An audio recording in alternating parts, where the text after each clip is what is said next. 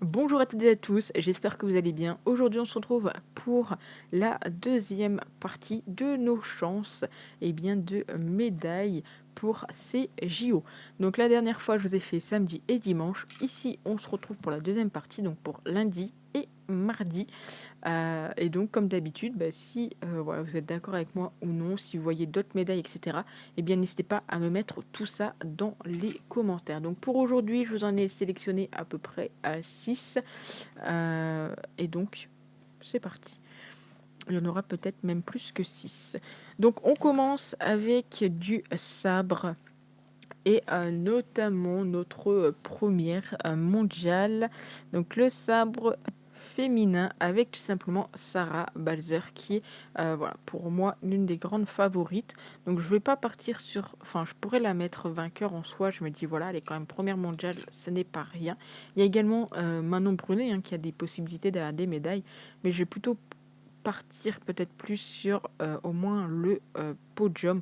Donc pareil, un Manon Brunet qui pourrait être également sur le podium. En tout cas, Sarah, c'est, on va dire, l'une de nos chances également de médailles lors de ces JO.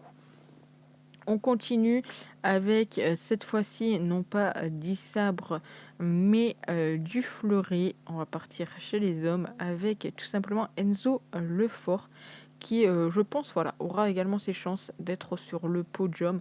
Peut-être pas médaille d'or, mais pourquoi pas le voir également nous apporter une petite médaille. On continue avec cette fois-ci du judo. Le judo qu'on aime tant.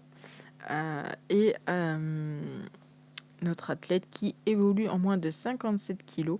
Donc je la vois plus dans le top 4, c'est Sarah Léonie Sissik qui est quand même cotée à 2,25. Elle nous a déjà fait une médaille d'argent à Tokyo. Donc pour ces JO-là, on lui souhaite la même chose, voire mieux, pourquoi pas, la médaille d'or pour Sarah Léonie. On enchaîne avec... donc il y avait l'équitation. Donc ce lundi, il y aura l'équitation. Le problème, c'est que là, actuellement, bon, c'est pas disponible. Alors, je sais pas du tout si ça sera disponible ou non. Voilà, ici, c'est pour le 2 août. Mais clairement, voilà, les Français ont vraiment des chances d'avoir une médaille sur le concours complet par équipe en équitation. Malheureusement, bon, on peut pas le parier ici, mais si vous avez un bookmaker qui vous le propose, n'hésitez pas à mettre une petite pièce dessus. On oublie un petit peu tout ce qui est voilà, les sports un peu moins phares, on va dire, des JO. Mais là, vraiment, les Français ont vraiment, font très souvent des très belles performances dans tout ce qui est les sports équestres. Donc pourquoi pas mettre une petite pièce là-dessus. On passe donc au mardi 30 juillet. On va retourner du côté du judo avec toujours une demoiselle. Vous la connaissez tous. Elle est passée à la télé dans certaines pubs, etc. On est sur du moins de 63 kilos et c'est Clarisse Agbenienou. Pour moi, je la vois chercher la médaille d'or. Clairement, il n'y a pas trop grand chose à dire dessus. Logiquement, si vous avez regardé les JO, si vous regardez les championnats d'Europe, etc., vous l'avez déjà vu, elle est très forte. Et clairement, j'espère qu'elle nous rapporte la médaille d'or. Ensuite, on va passer sur de l'escrime encore une fois. Mais cette fois-ci sur tout simplement, que je ne dis pas de bêtises, je crois que c'est l'épée par équipe. Je ne sais plus. Oui. L'épée par équipe féminin. Et je vais partir sur la France fait au moins un podium.